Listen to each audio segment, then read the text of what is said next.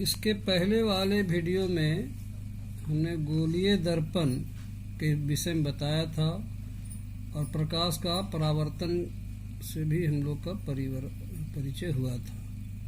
आज के क्लास में हम लोग प्रकाश के अपवर्तन के बारे में जानेंगे कि अपवर्तन है क्या, रिफ्रैक्शन ऑफ लाइट। आप लोग को याद होगा कि परावर्तन में हमने समझाया था कि प्रकाश किरण का किसी चिकनी या चमकीली सतह से टकराकर वापस लौटने की क्रिया को प्रकाश का परावर्तन कहते हैं। इसको हमने अच्छी तरह समझाया था, लेकिन आज हम लोग थोड़ा सा अंतर है, अपवर्तन के बारे में हम लोग परिचय लेंगे। इसको समझने के लिए हम लोग थोड़ा सा इसको समझे। जैसे मान लिया है कि नीचे कांच या जल है, ये कांच या जल है मतलब, और ऊपर में हवा है। हवा विरल माध्यम है और कांच जो है सो साफ कांच, ये सघन माध्यम है। हवा को हम विरल माध्यम भी कह सकते हैं और कांच को हम सघन या घना माध्यम कह सकते हैं। और ये सतह है जल का या कांच की, ये सतह है और ये एक हम अभिलंब डाल देते हैं। अभिलंब है ये MN एक तरह से सतह है और PQ अभिलंब है। यहाँ पर O मान लेते हैं अभिलंब बिंदु। अब जो है सो हम प्रकाश की किरण को हम विरल माध्यम से प्रवेश कराते हैं। इस किरण को सीधे आ जाना चाहिए था,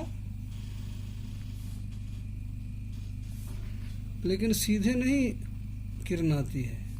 ये किरण अभिलंब की ओर आ जाती है, अभिलंब की ओर मुड़ जाती है, सीधे ना जा करके अभिलंब की ओर आ जाती है। तो हमने यहाँ देखा कि प्रकाश किरण का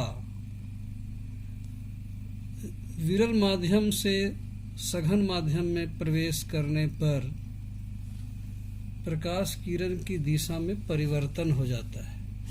ये सीधे ना जाकर के ये अभिलंब की ओर मुड़ जाता है। तो प्रकाश किरण की दिशा में जो परिवर्तन हो गया, इसी परिवर्तन को ही कहते हैं अपवर्तन।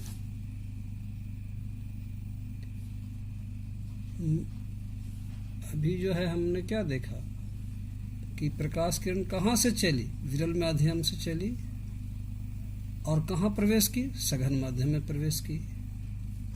तो सीधे नहीं गई बल्कि ये अभिलंब की ओर मुड़ गई। मतलब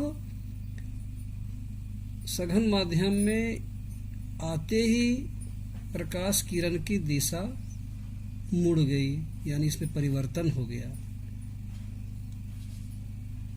तो ये दिशा में परिवर्तन होना ही अपवर्तन कहलाता है। हम इसको और अच्छी तरह परिभाषा में इस प्रकार बांध सकते हैं कि जब प्रकाश की किरण एक माध्यम से दूसरे माध्यम में प्रवेश करती है तो इसकी दिशा में परिवर्तन हो जाता है। इस परिवर्तन को ही प्रकाश का अपवर्तन कहते हैं। बात समझ में आई? जब प्रकाश की किरण एक माध्यम से दूसरे माध्यम में प्रवेश करती है तो उसकी दिशा में परिवर्तन हो जाता है। इसी परिवर्तन को प्रकाश का अपवर्तन कहते हैं।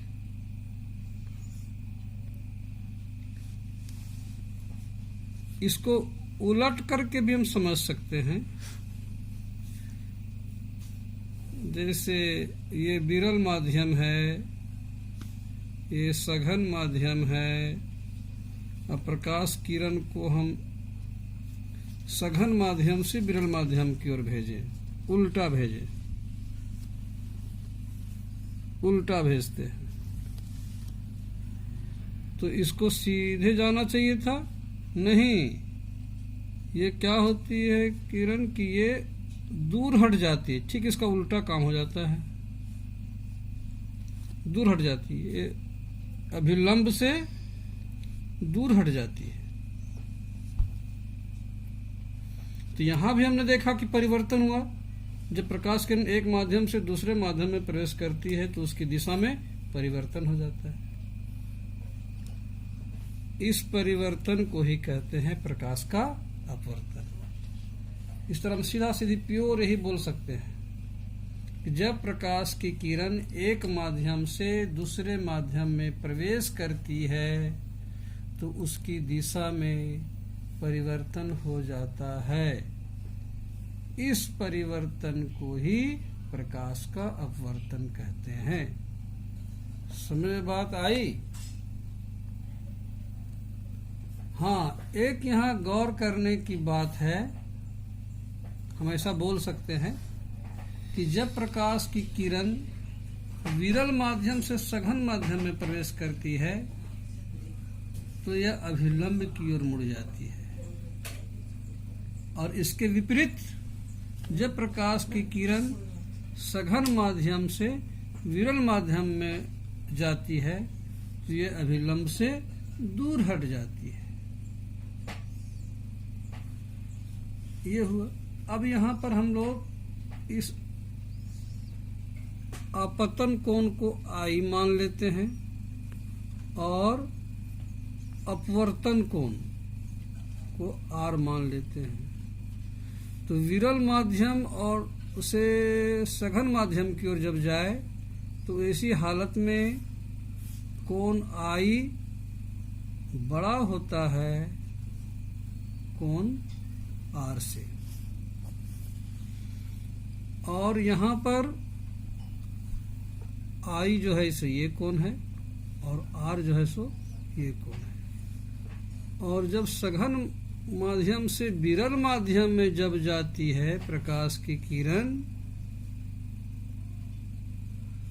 तो ऐसी स्थिति में आई कोण आई छोटा होता है कोण आर से।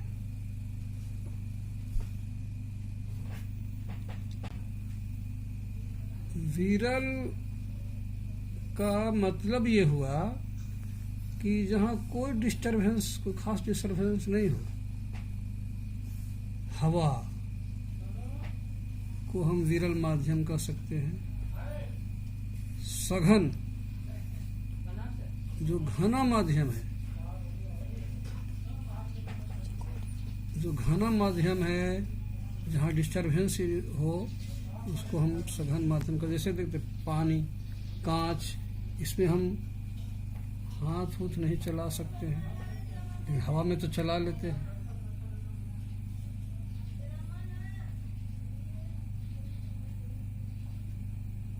मतलब जो पदार्थ के कण है, माध्यम के कण बहुत दूर दूर तक हो उसको विरल माध्यम कह सकते हैं। और जिस माध्यम में जो कण होते हैं उसके अणु होते हैं बहुत निकट होते हैं, उसको सघन माध्यम कह सकते हैं। एक बात यहाँ और हम लोग को जानने की इच्छा होनी चाहिए कि आखिर ये परिवर्तन क्यों होता है, आखिर दिशा में परिवर्तन क्यों होता है कि जब एक माध्यम से दूसरे माध्यम में प्रवेश करती है तो उसके साथ परिवर्तन क्यों होता है। इसका मुख्य कारण क्या है, मूल कारण क्या है?